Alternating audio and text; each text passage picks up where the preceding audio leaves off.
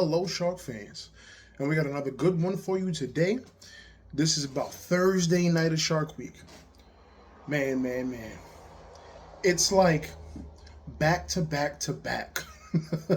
Just quality Shark Week. You've been doing your thing. So Thursday's programming.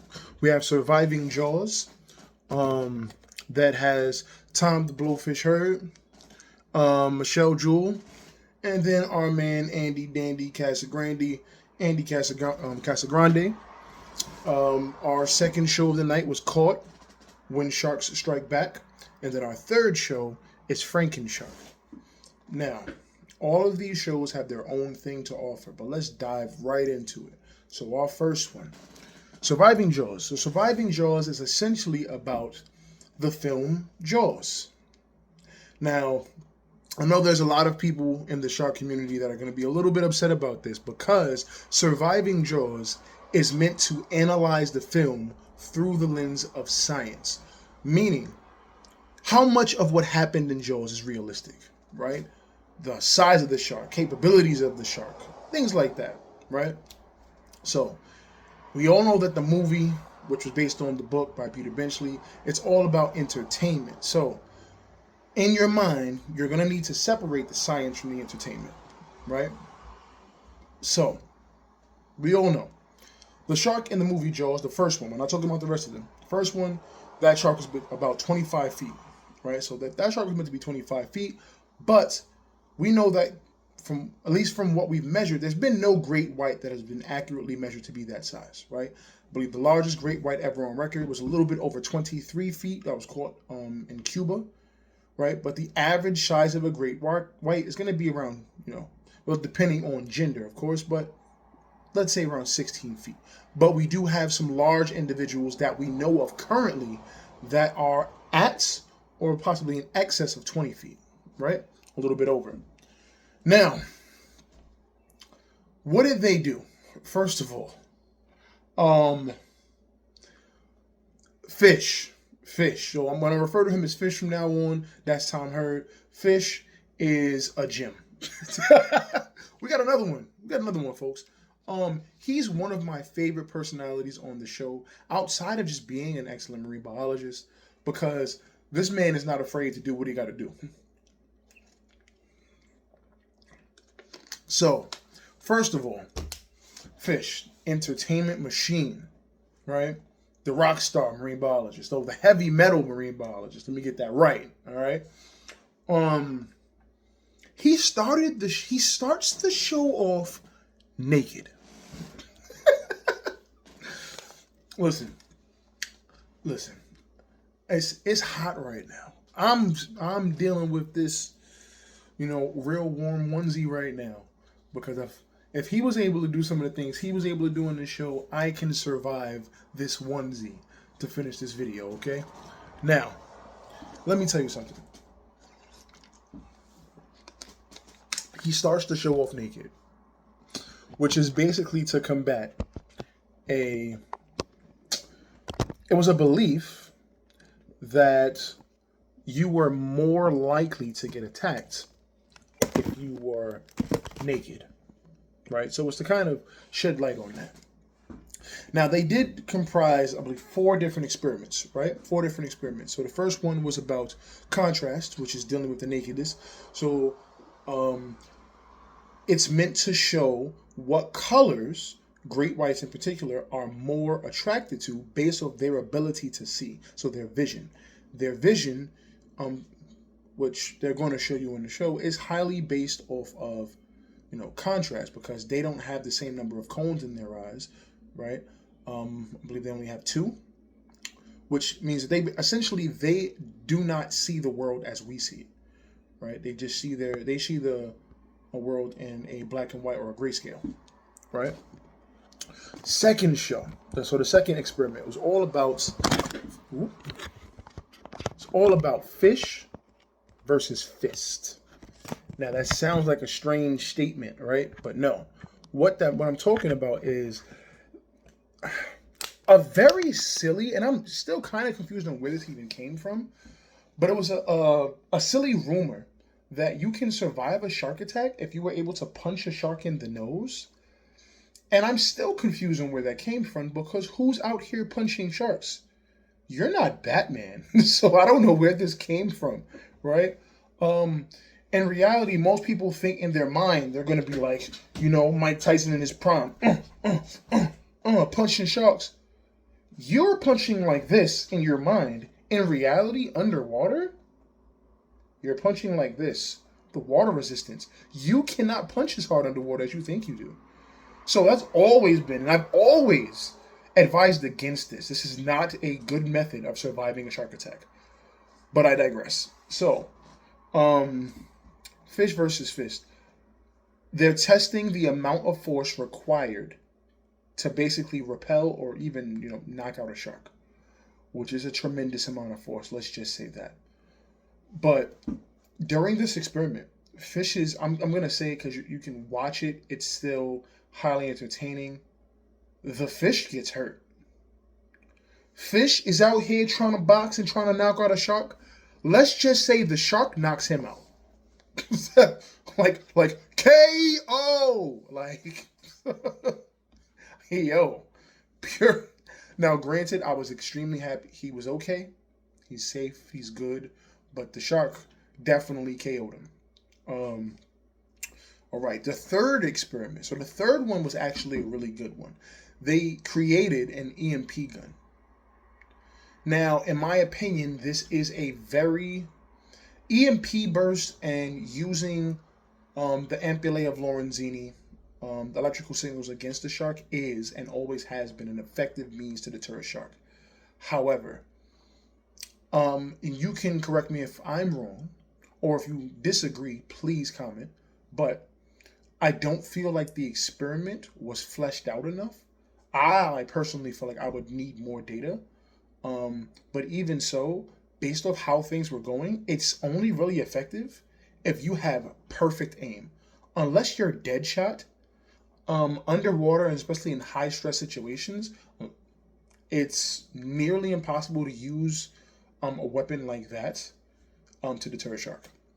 But I do wholeheartedly believe that using EMP bursts, or again, things to disrupt electrical signals or magnetic fields, those can be effective means to deter a shark. But yeah, you need perfect aim for that thing that they used. And our last one was the body slam test, right? And the body slam test is not so much about people, humans, it's about the shark. How much power the shark can muster using its body instead of its jaws. And to me, that was a really interesting experiment, because we're always talking about bite force. It's always how much power are in the jaws. But what about the shark's body? That muscular frame. Like, that deserves its own field of study. So that was a very interesting experiment to me. And let's just say the shark showed its power without even trying. Now, they used real sharks to gather all this data and then compared it to a scaled up shark the size of Jaws and how that might have been. And you'd be surprised how many things within the realm of Jaws, if you have a shark of that size, would have actually made sense. So, excellent show. I say, go check it out. The fish alone is worth watching. Go watch it. Our second show, Caught When Sharks Strike Back. Now, this one featured Kanga Phillips, Fish Again, Julie Anderson, and then later on had some special guests, right? Caught When Sharks Strike Back.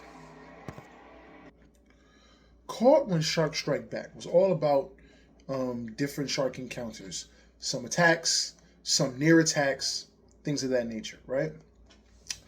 And it was meant to basically analyze the various clips of what the sharks were doing in response to human behavior, right?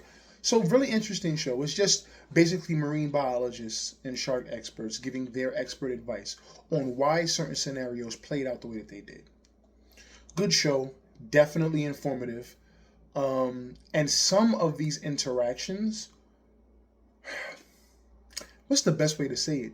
It highlights human inadequacy and human ignorance. One of the best ways for us to avoid a negative interaction with a shark is by educating ourselves. And it's kind of clear from many of these video clips that we're not educated enough about these apex predators.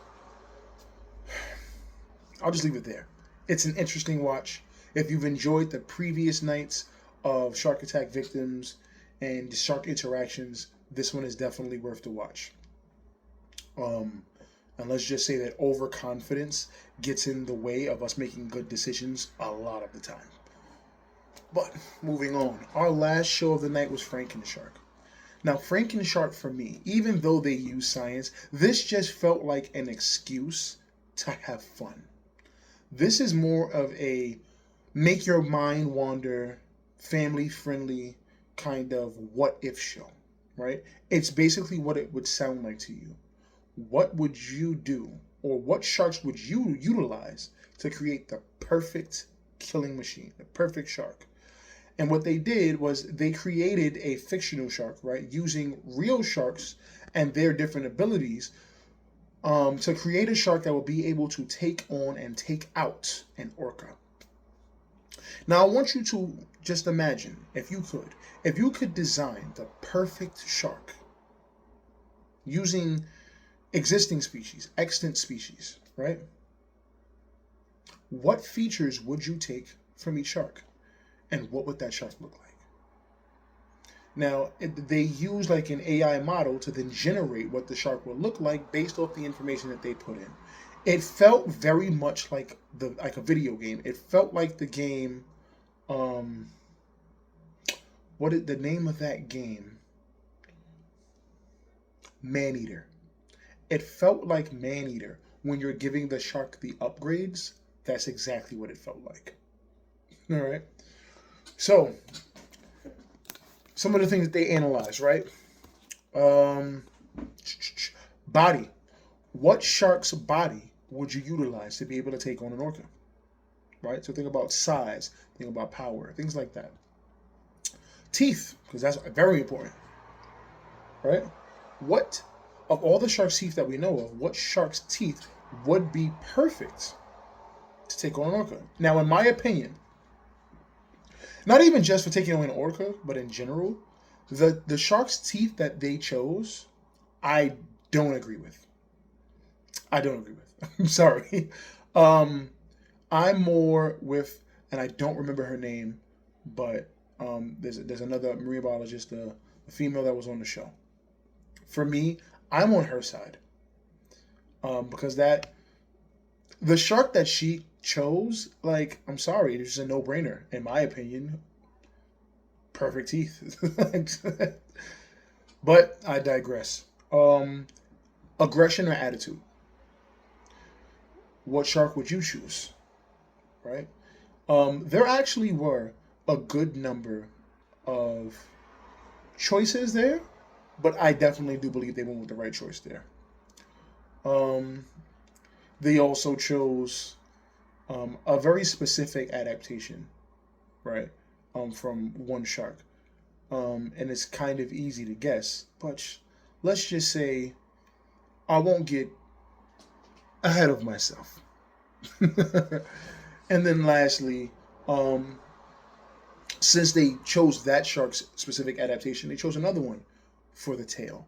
And if you know sharks, you know exactly what tail would make the most sense, just to be able to utilize the tail, right? So I'm not going to give it away. I'm not going to spoil it, but you know if you know sharks, right? It's a fun watch. I'm not going to lie. And in creating the show and analyzing each of the criteria, they utilize it as an excuse to again go diving, right? So they actually went diving with various species of sharks to observe some of these behaviors in the wild, right? Or some of these body parts or adaptations. So it was fun, it was engaging, and it made you wonder It definitely kind of stirred up conversation like, well, I would do this, I wouldn't do this. This would be so cool on the shark. So if you enjoy that type of engagement, it's definitely a fun watch for the family to get everybody involved. I recommend it. Um, Definitely. I also do want to go back and say with the Caught When Sharks Strike Back, there was like it felt very random, like a random special guest appearance.